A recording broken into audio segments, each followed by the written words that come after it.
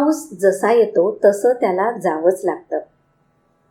तसा निरोपाचा क्षण प्रत्येकाच्याच वाटेला येतो. पण पावसासारखं अलवार निघून जाणं कुणालाच जमत नाही. नव्यानं श्रीमंत झालेल्या रानाच्या आणि ओसंडून वाहणाऱ्या नद्यांच्या खाणाखुणा तो ठेवून जातो. देणाऱ्यानं मागायचं नसतं. तसं ते कुणाच देणाऱ्याला जमत नाही. पण परतणाऱ्या पावसाला रानानं कितीही हळवी साथ घातली अन नदीचं पाणी खळखळाट करीत आडवं झालं तरी पाऊस मागे वळून बघत नाही.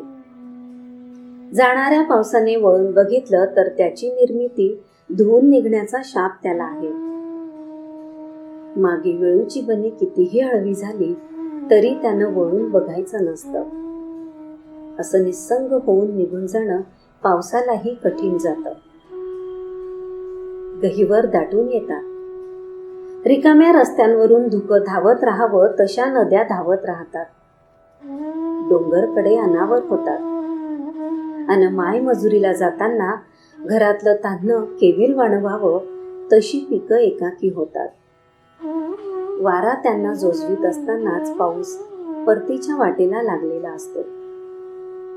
आखाडीला गेलेली तिची दमणी सरत्या श्रावणात परतीच्या वाटेवर असताना माहेरच्या उंबरठ्यावर पाऊस हृदयातले गहिवर डोळ्यात आणून पाण्याच्या पडद्याआडून तिला निरोप देत असतो. पाऊस असा निघून जात असला तरीही तो अस्तित्वहीन होत नाही. निर्मितीचं देणं लाभलेली कुठलीच गोष्ट तशी पूर्णपणे पुसून टाकता येत नाही. भाग्यात पाऊस असा जाता जाता निनादत असतो.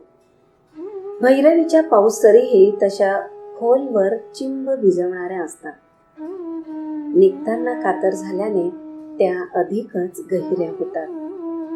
ज्याला गहिवर दाटून येतो तो गहिरा होतो. या दिवसातला पाऊस घरांच्या सर्व कौलारू छतांचं आर्त चुंबन घेतो. अशा वेळी त्याचे डोळे मंद मंद मिटलेले असतात. जाताना तो वाटेतली प्रत्येक वाट भिजवीत असतो. मग गवताची फुलंही नखरेल सजलेली असतात. सजल झाली की सृष्टी सजत असते. पण पावसाला त्याचा वृथा अभिमान नसतो. गाव पावसाच्या ऋणात अखंड बुडालेला असताना पावसाच्या मात्र ते गावीही नसतं. माहेरच्या गारव्यातून लेक अडखळत पण खळाळत सासरच्या शिरव्यात शिरते. पण रिकाम्या हातानं अन रित्या डोळ्यानं दाठ्यात पाय गाडून उभ्या जन्मदात्यांचं काय? पावसाच्या जाण्यानं हळूवार झालेल्या सासरच्या अंगणात आपल्या पावलांचे ठसे उमटवीत ती सुद्धा गेली तशी परतते. तिचं जाणं रीतीला धरून असतं आणि परतणं हा रिवाज. पावसासारखं हे सगळं तिलाही पाळावंच लागतं. डोंगरकड्या लगतच्या दरी कपारीत दडलेल्या तिच्या गावात तिच्या माहेरी झोपाळे रिकामेच हलत असतात. अगदी एकाकीपणे. माहेरची पोरके झालेले झोपाळे काळजात हिंदोळे घेत असतानाच ती सख्यासोबत बंगईवर हिंदोळत असते. येतानाची तिची अवस्था अधीर जड झालेली. माहेरचे वारे पाठ सोडत नाही आणि इकडचा उन्हाळ वारा पदराशी नको तसा खेळ मांडतो. रान आता स्वतंत्र झालेलं. त्याचा सांभाळ पुन्हा करीत असतात. जाता जाता पाऊस वडीलधाऱ्याप्रमाणे पिकांच्या हाती सरींची भेट देतच जात असतो. वाढलेलं तण म्हातारे हातही साफ करू शकतात.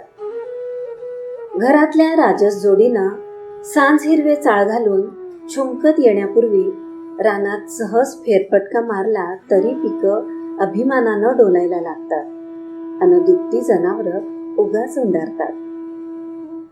सूर्यफूल तरारून फुलावं तशी दुपार लख्ख पडलेली. ती दोघं बंगईसह हिंदोळत असताना सरत्या पावसाला निरोप देताना जडावलेला एखादा ढग गावावर सावली धरतो. घर सकाळच्या उन्हात न्हात असताना मनात घर धरून घरच्या वाढत्या वयाची माणसं सावलीसारखी निघून गेलेली. आषाढात उंबराशी अडखलेला पाऊस आता घरावर भादव्यात बरसला पाहिजे म्हणून ते दोघांना सोडून उगाच रानात गेलेले.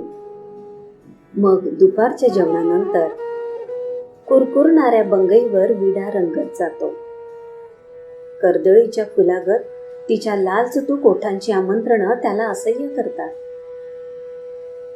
भादव्यातल्या पावसाच्या आळसावलेल्या सरी टपटपायला लागल्याचा बहाणा करून ते दोघेही मग घराच्या आश्रयाला जातात. अशा वेळी पावसाळलेल्या वाऱ्यानं माहेरचे कितीही सांगावे आणले तरी तिला त्याचं भान नसतं. तिकडच्या हातांच्या झोळीतून निघाल्यावर तिला काही काळ निराधार वाटलं होतं, पण तेव्हा पावसानं सोबत केली. आता ती इकडच्या उबदार मिठीत हरवलेली. तिचं असं हरवलेपण वाऱ्याला अस्वस्थ करतं. वारा घराची तावदानं ताड ताड वाजवीत घराभोवती फिरत राहतो. निरोप घेताना पावलं अडखळलेला पाऊसही तिच्या घरापाशी थांबलेला. पण ऐन दुपारी मंदावलेल्या प्रकाशात ती परस्परांच्या श्वासात भादवा विणत विसावलेली. तिच्या डोळ्यात उजागर झालेली कान्होबाची स्वप्न तो आपल्या ओठांनी टिपून घेतो. ती सैल होते. तो अधिकच धिटावत जातो. बाहेर बंगई एकटीच कुरकुरत आंदोलनं घेत असते आणि विड्याचा नखरेल डबा बंगईवर उगाच घरंगळत राहतो. काही वेळाने वारा शांत होतो. पाऊसही फुलांच्या पानांवर विसावतो. याच काळात नंदी गावभर होतात. वाड्यात चांगलं असल्याची ग्वाही देतात. फुगलेल्या रानातलं दान घरात भरायला जागा हवी म्हणून जुनं जोंधळ दान नंदीश्वराच्या झोळीत पडतं. त्याची झोळी संपन्न समाधानानं तट्ट फुगते. नंदी सवयीप्रमाणे त्या घरापाशी थांबतो. घुंगरमाळांची साथ देतो. घरातून अस्फुट बांगड्यांचा किणकिणाट तेवढा ऐकू येतो. नंदीवाला घराकडे भरल्या नजरेने बघत मिशीतल्या मिशीत हसत वाटेला लागतो. तेव्हा घराच्या कौलांवरून सांज अंगणात उतरत असते. चिमण्या परसातली झाडं जिवंत करतात. कडुनिंबाच्या उंच लचकदार डहाळीवर बसलेला राघू समाधी भंगल्यागत अचानक शिळ घालत फडफडत उडतो. भुरी गाय रानातून आल्याची वर्दी देत फाटकाला अंग घासत उभी असते. तो उठतो. मुग्ध दुपार अंगात भिंवत आळोखी पिळोखी देतो. तोपर्यंत घर शुभंकरोती म्हणायला लागलं असतं. पाऊस जाताना एक एक गावाला आणि एक एक घराला भेटी देत जातो. तिच्या आठवणीनं दूर गावात एकाकी माय पाणवली असते. मायचा पदर धरून पाऊस अंगणात खेळून घेतो. माय त्याला डोळ्यात जागा देते. बापाच्या थोराड चेहऱ्यावर तिच्या आठवणींच्या सुरकुत्यांनी जाळं विणायला सुरुवात केलेली. पाऊस मग त्या म्हाताऱ्या पायाशी खेळत राहतो. त्याचं बोट धरून सांजेला मारुतीच्या पाराकडे अस्वस्थ चक्कर टाकून येतो. आठवणींची वीण अधिकच घट्ट होते. थरथर त्या ओठांवरून पाऊस निथळत राहतो. लेकीच्या स्मरणानं विकल झालेला बामट ओठ गच्च मिटून आठवणींचा पान्हा अदबीनं डोळ्यात साठवून ठेवतो. थोराड हातांनी माईचे डोळे पुसताना त्याचे डोळे अश्रूंनी बोलके होतात. पालथ्या हातांवर डोळ्यातले ओठंब निपटून काढताना बा गलबलून येतो. खेळकर पाऊस मग प्रौढ पोक्त होतो. पावसाला हे सारं तिलाच सांगायचं असतं, पण पावसाचे ओठ शिवलेले.